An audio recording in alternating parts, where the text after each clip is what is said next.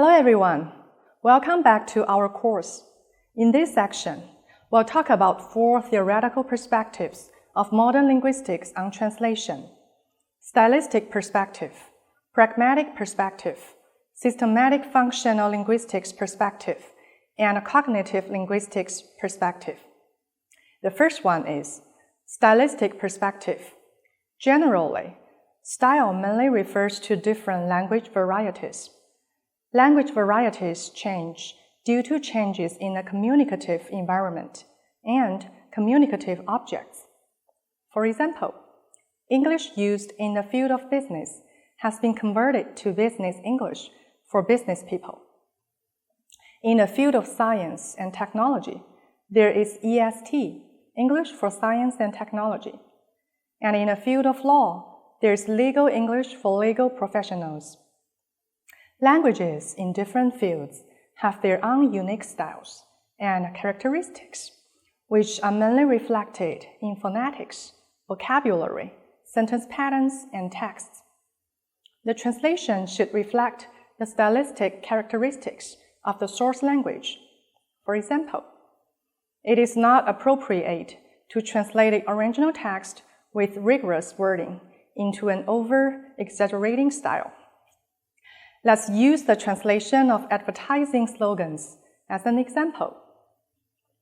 The main function of advertising is to impress readers and induce their desire to consume.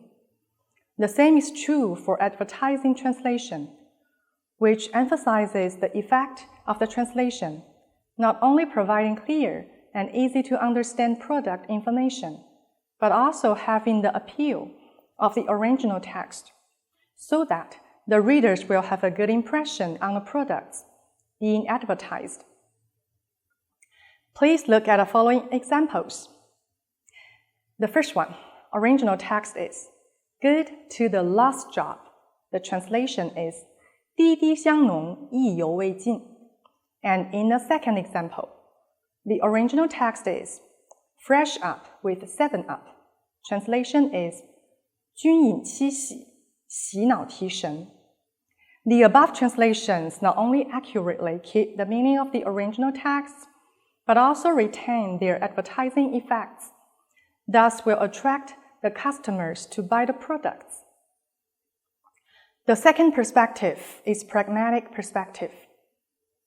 There's a relevance theory in pragmatics, according to the definition of Logic Dictionary. Relevance theory is a cognitive pragmatic theory, and it was proposed by Sperber and Wilson in relevance, communication, and cognition. Based on the concept and a principle of relevance, we can analyze the discourse theory in verbal communication. Relevance principles include cognitive principles, that is, human cognition tends to be coincide with the greatest degree of relevance. Communicative principles, namely, every utterance or other behavior in reasoning communication should be considered as the utterance or behavior itself with the best relevance. In relevance theory, relevance is regarded as a characteristic of input into the cognitive process with words, thoughts, behaviors, and situations. In the framework of relevance theory, translation is a kind of language communication behavior that includes the process of ostensive inferential. In addition, many other theories in pragmatics, such as adaptation theory, cooperative principle, politeness principle, pragmatic presupposition, speech act theory, and context theory, are also used to study the pragmatic strategies of applied translation. For example, in the reconstruction process of translation, we must pay attention to selecting expressions suitable for the language environment of the translation to reproduce the original author's true intentions and ensure that readers correctly understand the author's intentions. Please take a look at the following example. The original text is 争取运动成绩和精神文明双丰收. The original translation is for a good harvest, both in sports and morals. First, the use of harvest is too constrained to the literal collocation of the original text. Here, 精神文明 is translated into morals, which means standards of behavior, especially in matters of sex, which is certainly not the original intention of the slogan designer. The true meaning of this sentence may not be difficult to understand, but the translation fails to accurately convey the meaning and may cause confusions to the readers. So this slogan is suggested to be translated as for better athletic records and sportsmanship.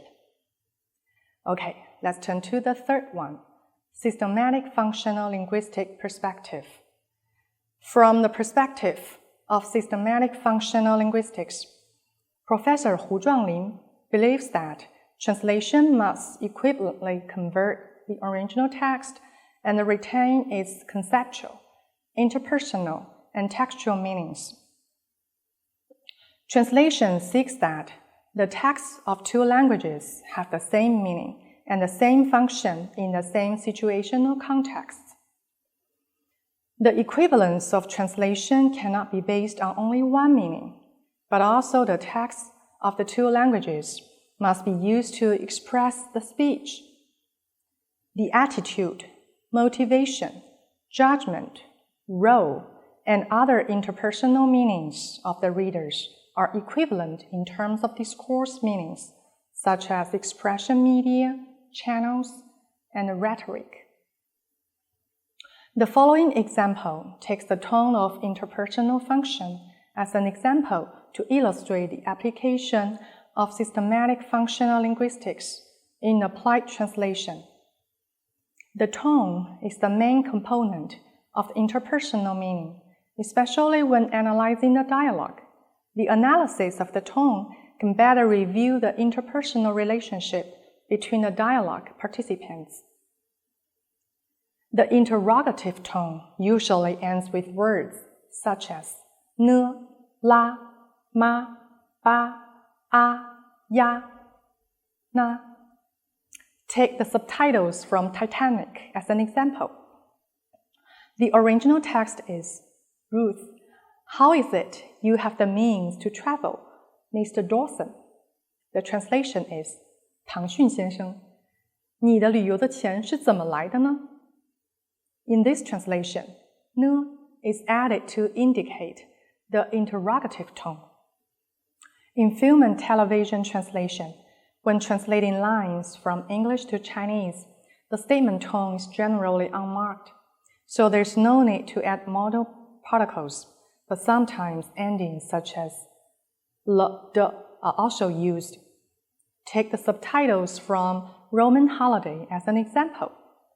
The original text is, Princess, they'll be dry in a few minutes. The translation is, 过几分钟衣服就干了. In this translation, l is added to indicate the statement tone. The fourth perspective is cognitive linguistics perspective. With this perspective, we can learn from the basic principles and theories, such as the prototype, basic categories, image schema, and metaphorical theories of pragmatic cognitive grammar and cognitive semantics.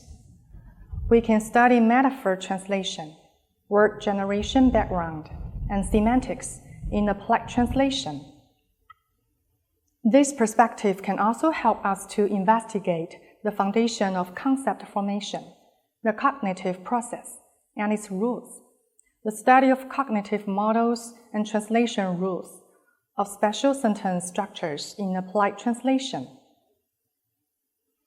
Let's use an example of metaphorical translation. The original text is, the closer you are to Caesar, the greater the fear. The translation is, 离权力越近，就越恐惧. People who know Western culture will certainly know something about Caesar. And if subtitles translate literally into Chinese, 离凯撒越近，就越害怕。It will be difficult for Chinese audience to understand the implications. Therefore, in order not to affect the audience's overall appreciation and understanding of the film, metaphorical translation can be used to translate this subtitle as 离权力越近就越恐惧, which is more simple and clear. The meaning is more in line with the cultural customs of Chinese audiences, more accurate transmission of the original English film's intention, and more conducive to the Chinese audience's cognitive understanding. To sum up, modern linguistics plays an important role in the development and formation of translation theory, and it is also useful in the practice of applied translation. In the previous 4 sections, we've briefly talked about the German functionalist approach to translation, the translation variation theory, eco-translatology, and corpus-based translation studies. In the future, we can further study the above theories and apply the strategies in our translation practice. That's all for this chapter. Thank you very much.